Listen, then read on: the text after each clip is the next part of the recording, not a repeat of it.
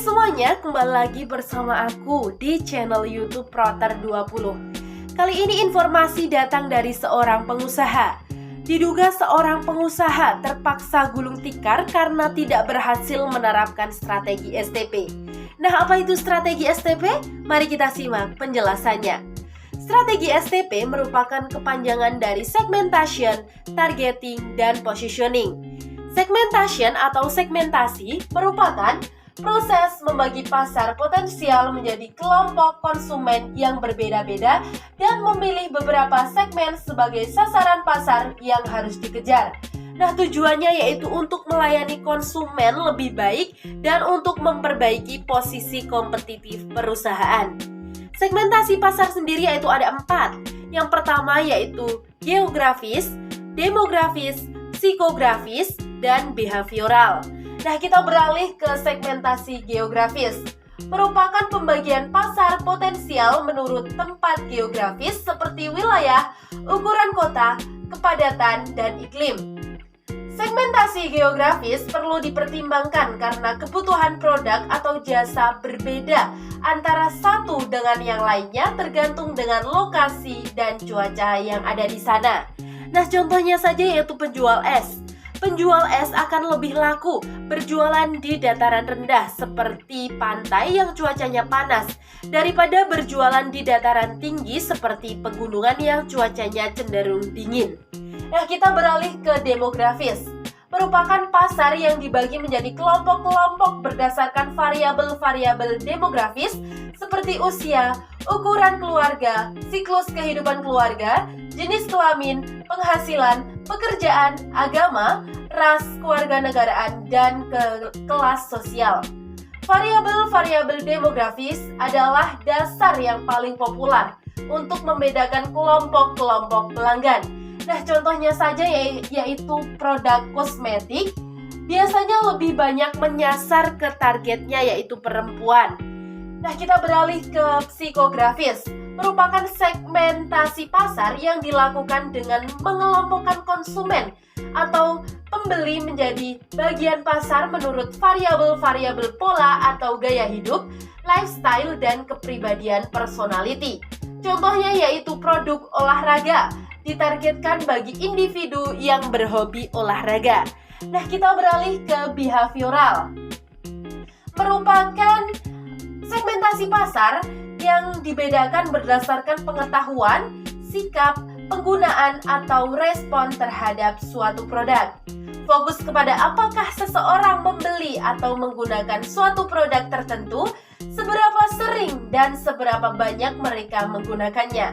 Nah, contohnya saja yaitu konsumen remaja mungkin cenderung akan sering lebih membeli makanan beraneka ragam daripada kaum yang lebih tua usianya, yaitu akan membeli makanan yang sehat. Yang selanjutnya kita beralih ke targeting. Targeting merupakan suatu kegiatan dalam mengevaluasi dan memilih segmen yang sudah teridentifikasi dan ideal, memiliki potensi tertinggi untuk menjadi target untuk memulai proses pemasaran bisnis. Nah, adapun faktor yang harus dipertimbangkan yaitu yang pertama, probabilitas atau keuntungan. Yang kedua yaitu growth, pertumbuhan dan rencana ke depannya.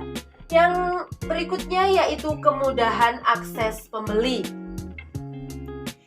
Jenis targeting sendiri yaitu ada 4. Yang pertama yaitu undifferentiated targeting strategy. Merupakan strategi yang ditujukan untuk pasar besar dengan kebutuhan serupa dan fokus pada bagaimana sebuah produk dikemas untuk memenuhi keinginan dan kebutuhan konsumen. Nah, yang kedua yaitu differentiated targeting strategy. Menjelaskan bahwa perusahaan memproduksi berbagai produk dengan ciri yang berbeda dan melakukan identifikasi terhadap sebuah kelompok audiens dengan membaginya kepada beberapa kelompok. Yang ketiga yaitu concentrated targeting strategy.